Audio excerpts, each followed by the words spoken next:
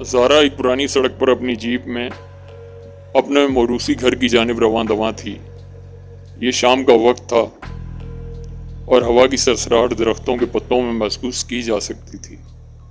سورج غروب ہو رہا تھا اور اس کی نارنجی روشنی جنگل کے ماحول میں خوفناک اضافہ کر رہی تھی۔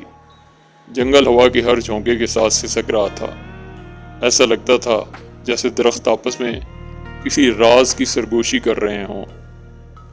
وہ اپنے والد کے انتقال کے بعد پہلی بار اپنے اس گھر کی جانب جا رہی تھی۔ اس گھر کے بارے میں اس کے ملے جلے جذبات تھے۔ اس کے بچپن میں یہ گھر ہمیشہ پراسرار اور حیرت انگیز جگہ رہا تھا، لیکن اب اسے کچھ عجیب نوعیت کا احساس ہو رہا تھا، جیسے یہ اب اس کا گھر نہ رہا ہو۔ جب وہ گھر کے سامنے پہنچی اور اپنی جیپ کو بریک لگائی تو جیپ کے ٹائروں کی چرچراہٹ نے ماحول میں ایک الگ ارتعاش پیدا کر دیا۔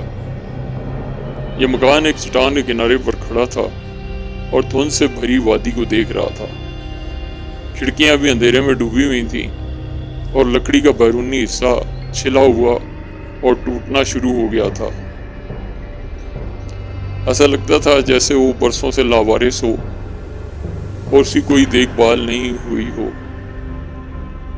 زارا نے گاڑی سے باہر نکلتے ہی اپنی ریڑھ کی ہڈی میں سنسناہٹ محسوس کی۔ ہوا نمی سے بھری ہوئی تھی اور دور درختوں میں الو کی آواز گونج رہی تھی۔ اس نے اپنے سامنے کا دروازہ کھولا اور وہ دروازہ چرچراتا ہوا ایک چرچراہٹ کے ساتھ کھل گیا۔ گرد و غبار کے جالوں نے فرنیچر کو اندر سے ڈھانپ لیا تھا۔ پھپھوندی کی ایک خوشبو زارا کے نتنوں میں بھر گئی۔ جیسے ہی اس نے کیبن کا جائزہ لیا، اس کے بچپن کی یادیں واپس لوٹ آئیں۔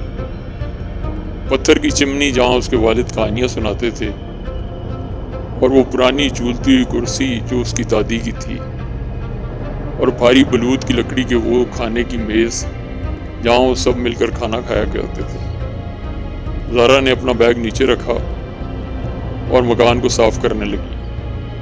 وہ جانتی تھی کہ مکان کو رہنے کے لیے قابل بنانے میں وقت لگے گا، لیکن وہ اس جگہ کو بحال کر کے اپنے والد کی یاد کو عزت دینے کے لیے پرعزم تھی۔ جب اس نے دیواروں پر ٹنگے پرانے فوٹو فریموں کی طرف دیکھا تو اسے کچھ غیر معمولی نظر آیا۔ چاندی کا ایک چھوٹا سا لاکٹ جو کافی پرانا نظر آ رہا تھا، چولہے کے قریب فرش پر پڑا تھا۔ اس نے اسے اٹھایا اور کھولا تو ایک نوجوان لڑکی کی دھندی تصویر ملی۔ لڑکی کی آنکھیں داغدار ہونے لگی تھیں اور اس کے تاثرات پریشان کن تھے۔ ہوا کا ایک جھونکا کھلی کھڑکی سے آیا اور میز پر رکھا ہوا ایک گلدستہ گرا دیا۔ زارا اچھل پڑی، اس کا دل دھڑک رہا تھا۔ یہ صرف ہوا تھی، اس نے خود سے کہا۔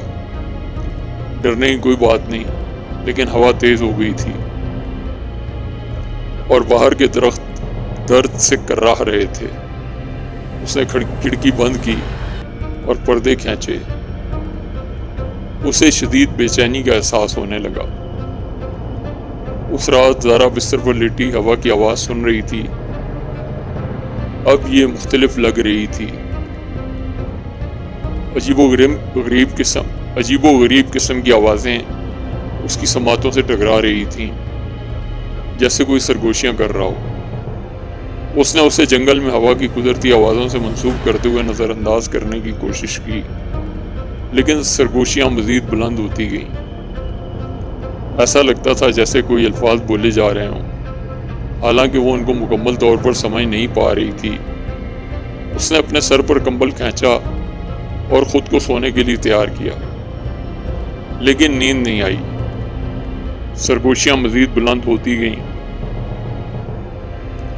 یہ سرگوشیاں اب زیادہ پراسرار اور دیواروں سے آتی ہوئی محسوس ہو رہی تھی، جیسے مکان نے ان لوگوں کی آوازوں کو جذب کر لیا تھا جو وہاں پہلے رہا کرتے تھے۔ زارا کا دل دھڑک رہا تھا۔ جتنا وہ ان الفاظ پر غور کرتی تھی، الفاظ اتنا ہی گڑبڑ ہو جاتے تھے۔ الفاظ انتہائی غیر واضح اور پریشان کن حد تک الجھے ہوئے تھے۔ جوں رات ڈھلتی جا رہی تھی، سرگوشیاں چیخوں میں بدلتی جا رہی تھیں۔ یہ چیخیں انتہائی خوفناک اور رات کی اس تاریکی میں دل جلا دینے والی تھیں۔ زارا نے چاندی کا لاکٹ اپنے ہاتھ میں پکڑا، اس کی ٹھنڈی دھات کو اپنی جلد کے اندر محسوس کیا۔ چیخیں اب رونے کی آوازوں میں تبدیل ہو چکی تھیں اور مزید بلند ہو رہی تھی۔ مکان اذیت کے احساس سے بھر گیا تھا۔ ایسا لگتا تھا جیسے مکان خود زندہ ہے اور کسی چیز کے کھو جانے کا ماتم کر رہا ہے۔ زارا نے سوچا کہ وہ یہاں سے چلی جائے، لیکن پھر اس کو اپنے والد کے فرض کا احساس ہوا اور اس نے سوچا کہ ان سرگوشیوں کا اسرار کھوجنا چاہیے۔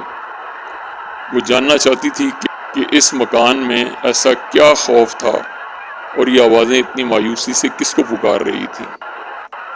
زارا جانتی تھی کہ اسے جانا ہے، لیکن کسی چیز نے اسے روکے رکھا۔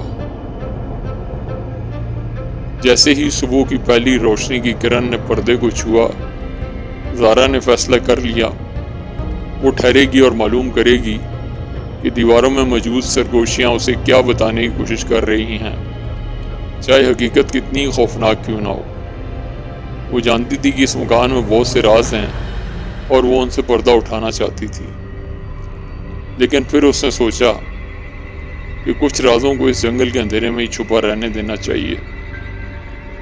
یہ سوچ کر اس نے اپنا بیگ اٹھایا اور واپسی کے لیے روانہ ہو گئی۔ Dear viewers, if you like to watch this kind of stories, do subscribe, like and share our channel. Thank you.